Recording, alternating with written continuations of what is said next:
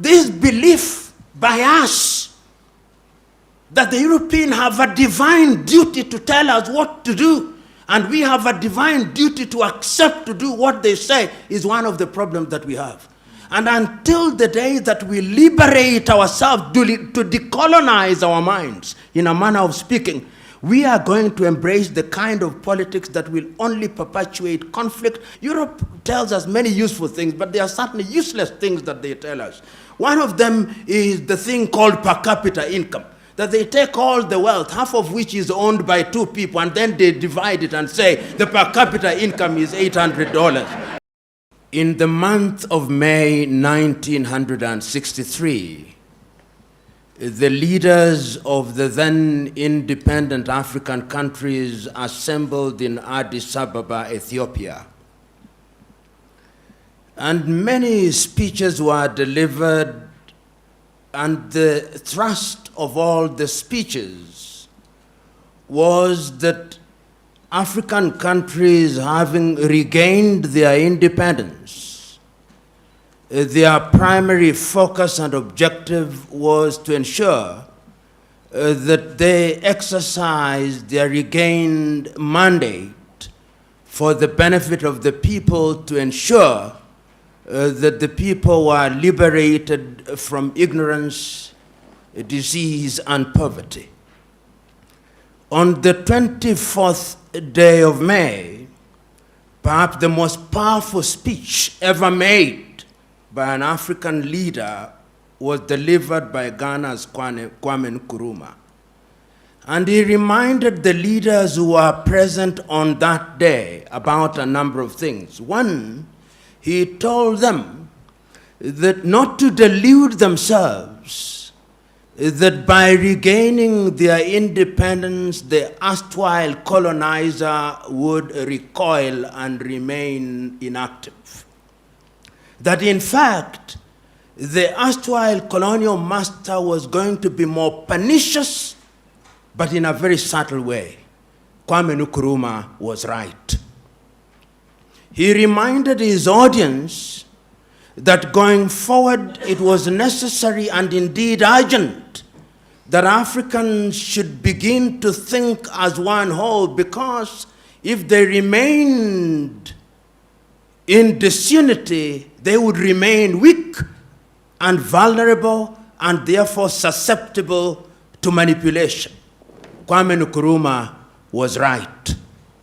He reminded his audience that because many of, if not all, of the African countries were artificial, they were created in Berlin, and the boundaries were artificial. But he urged his audience that they should respect the inviolability of the boundaries, because if they tried to redraw the boundaries, conflict would never end. And that was reinforced in 1964 in Cairo on the doctrine of inviolability of inherited boundaries. I remind us of this particular incident 58 years ago because in 2013, the African Union came with Agenda 2063. And if you look at the text of Agenda 2063 and the speeches that were given around it, it was the rehash of what Kwame spoke about and the other leaders spoke about. And it's not lost on me last year that one of the themes of African Union was the silencing of the guns by the year 2020. I'm not a Jewish prophet, but the guns will not be silent next year. In fact, there are more guns that are emerging in Africa, which means that peace is still very elusive. And then we have been given the history. The founding fathers of the African countries took the view that because we are states made out of many nations, there was wisdom in having a style of politics that was different. So that in the early days of many African countries, many leaders held the view. Whether they were mistaken or not is another debate for another day. But they held the view that one of the things that they had to do was to have single-party states, so that if you went to Zaire then, or Congo before it became Zaire, or Zambia, or Malawi, or Kenya, or Uganda, or Tanzania, everybody believed that in order to hold the many nationalities together, you needed a single party under whose aegis organization of state affairs would be undertaken. Mistakes were made. And then the conceptual West convinced us that our salvation could only come from something they call democracy. And I'm using the word very deliberately, something they call democracy, which they defined. And they defined it in English, if you are colonized by the English. And they defined it in French, if you are colonized by the French. And they defined it in Portuguese, if you are colonized by the Portuguese. And they defined it in Spanish, if you are colonized by the Spaniard. We never defined it in Kinyarwanda. No. It was never defined in Igbo or Yoruba. And we were told after the collapse of the Soviet Union that democracy was equals to 1, multi-party politics, 2, periodic elections, 3, limitation of terms of the presidency. That is how the conceptual West defined it for us. And we who have had the advantage, if it is an advantage at all, of being educated in the West, there is a sense in which our thought processes are also confined by those definitions. However much we want to free ourselves, we find our default mode being how we were trained. So when we define democracy, we are also caught up in this box. Sometimes we tell ourselves to think outside of the box, but the true north of our thought processes still remains the box. We never think without the box. So when we talk about peace in Africa, and we talk about adversarial politics, we are not talking about anything that is African. The political party is not African. It is something that we inherited. You know, in the United Kingdom, they talk about the loyal opposition, loyal to the monarchy. Because there is a process. Permit me to say at this stage that Africa deals with diversity much better than Europe. Much better. If you look at your typical European nation, the Dutch is the Dutch, largely. The Swedes are the Swedes, largely. The Norwegians are the Norwegians, largely. The Finns are the Finns, largely. And where they have many ethnicities, they don't do very well. Ask the Spaniards if you doubt me. Where they had many nations in Yugoslavia, ask them. They created many nations to create pure ethnicities. But African nations have succeeded thus far in working with diversity in very unique circumstances where the conceptual West, despite their protestation to the contrary, are always interfering in our affairs in a very subtle manner. When we are holding election, they will deny it. But there is a way in which they are always moving in a subterranean fashion. Because the thesis still is that you divide them in order to rule them. That is the thesis. We don't say it as loudly as we should because we want to be politically correct, and I refuse to be correct. And this is exactly what Kwame Nkrumah warned us about. And the political party therefore lends itself to that manipulation. We will be persuaded, because it is us who have gone to school who form political parties, we will be persuaded to form outfits.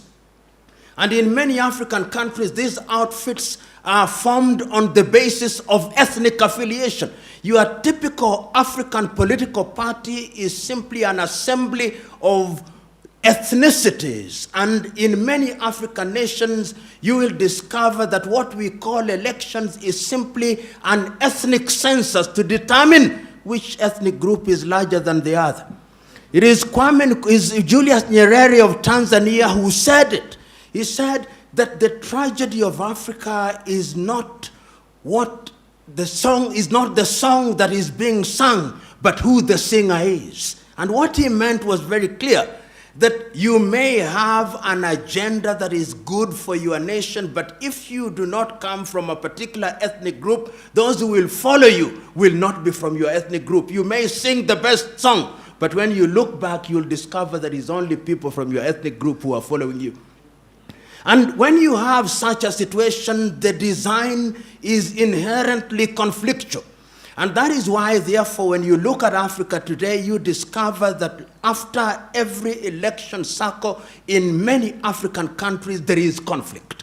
Because you go into the election, or the political parties go into an electoral process on the basis that we must win, and if we don't win, the elections have been rigged. In other words, we place so much premium on the presidency, and you'll see in many African countries, entry into government is like winning a lottery.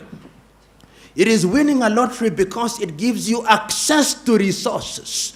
And therefore, people claim the president. If you are in a country, say, and one of your own means a son, they are normally sons. One of your own sons has won the presidency. The tribe celebrates, from the herdsman to the professor, from the fisherman to the intellectual, because we have now won the presidency. We have won the lottery. We will have ministers. We'll have all these, and everybody else feels excluded, and that generates conflict. And we have seen it, whether if we don't see it in Gabon, we see it in Guinea-Bissau. If we don't see it in Guinea-Bissau, we see it in Kenya. If we don't see it in Kenya, we see it in South Sudan. So that in South Sudan, if one were to ask them, what is the problem? The contest is of an ethnic kind. They are contesting because one of our own must occupy the state house. And that is why, therefore, you see, under the guise of democracy in a number of African countries, we create offices which are sinecures. You will have a president, you'll have a deputy president, you'll have a second deputy president, you'll have a prime minister, first prime minister, first second prime, all those useless offices which make no sense, because you have to appoint people into those offices and give them a motorcade so that when they go to their villages, they look important. And the people own them as ours. People want to be included. In such a scenario, my verdict is, number one, Africa's long-term salvation demands that we avoid adversarial politics. Africa's salvation demands that we define for ourselves what democracy means. And you said it very correctly, Professor, and the good friend from the United Kingdom, very correctly. What people want is to participate. What people want is to have a government that is accountable. Many people in many African countries simply want food on the table. Many people in many African countries simply want to have access to healthcare. Many people simply want good education. Young men and women in Africa simply want opportunities for innovation and invention. And they want a government that creates an environment where that can be achieved. And therefore, in my view, I think that time has come that Africa must define herself. One of the problems that we have in Africa is that we do not define ourselves. And permit me to annoy you. In many African nations today, after every election, whether we like it or not, we have observers. And when the elections are being held, observers may come from Nigeria, from Kenya, from Uganda, but people are waiting, what did the European Union say? You know, this belief by us that the Europeans have a divine duty to tell us what to do, and we have a divine duty to accept to do what they say, is one of the problems that we have. And until the day that we liberate ourselves to decolonize our minds, in a manner of speaking, we are going to embrace the kind of politics that will only perpetuate conflict. Right now, as I move towards my conclusion, I simply want you to look at the map of Africa. And look at the map of Africa against the declaration that the guns might be silenced by 2020. And simply tell me, is there peace and calm in Niger? Is there peace and calm in Burkina Faso? Do you have peace and calm in Mali? Is it peaceful in Mauritania? Is it peaceful in Benin? Is it peaceful in Gabon? Is it peaceful in Cameroon? Is it peaceful in South Sudan? Is it peaceful in the Democratic Republic of Congo? Is it peaceful in Somalia? You look at the map of Africa and you look at that and you are being told through declarations that we are going to silence the guns in 2020. It's as if you are being told to go to Kigali, and meanwhile you have engaged a gear taking you to the Democratic Republic of Congo's border and you are on jet-like speed. This is why I think that it is incumbent upon us to remember one thing, that peace is not merely the absence of war. It is much deeper than that. That development is not building of skyscrapers in African cities, no. And that therefore, if we want to sustain peace and development, what we must look at are the human indices. I think the Bhutanese have got it right. What they call the gross national happiness index. These things that Europe tells us many useful things, but there are certainly useless things that they tell us. One of them is the thing called per capita income, that they take all the wealth, half of which is owned by 2 people, and then they divide it and say the per capita income is $800. And meanwhile, all other people are suffering. I'm submitting to us that time has come that we must define what development is. I want to go to a typical Rwandese village, and beyond peace, beyond the absence of war, I want to see peace at the dinner table. I want to see peace at the hospital and the dispensary. And I'm suggesting to us that politics defines all these. And one of the things that we must do, and Professor, I can't agree with you more, is that there is no one size fits all. There is no one size fits all. What works for Rwanda is not necessarily what works for Uganda. In 1984, the Ethiopians came up with a constitution which I think is the only one in the world that defines itself on the basis of ethnic identity, and even allows the ethnicities to secede under certain conditions. Whether it has worked or not, I think the jury is still out. But they recognize the fact that ethnicities are real. And if we continue to delude ourselves in Africa that ethnicities are unreal, we are cheating ourselves. Even the United States of America nowadays, when you hear them talking about the vote, they talk about the Hispanic vote. They talk about the black vote. They talk about the Caucasian vote. They are beginning to recognize that those blocks are critical. How then do you use them in a manner that is positive? Because look at the Democratic Republic of Congo with over 233 ethnicities. Look at Nigeria with over 200 languages. Look at Kenya with over 56. Look at Tanzania with 136 plus. These are the realities in the African nation. And I am convinced that going forward, number one, we need to have peace. But we will not have peace by declaring that peace will come and reign. We must do things that move us in the direction of attaining peace. And until we introduce what I've called elsewhere hygiene in our politics, we are moving nowhere. And part of the introduction of hygiene is to recognize the environment and the context in which we are operating. One of the areas in which we must move is to recognize that going forward, we are different nations in single states trying to create mega nations. And unless we have inclusivity so that people feel they belong. And I want to give this example. In Kenya, it happens, and I believe in other countries. When an individual is elected as a member of parliament, In many African countries, they have things they call homecoming parties. These homecoming parties is an attempt to demonstrate to the village by the newly elected member of parliament or newly appointed minister that we went to hunt. We have come back with a prize. That prize is membership in parliament or a ministerial post. Let us eat and celebrate.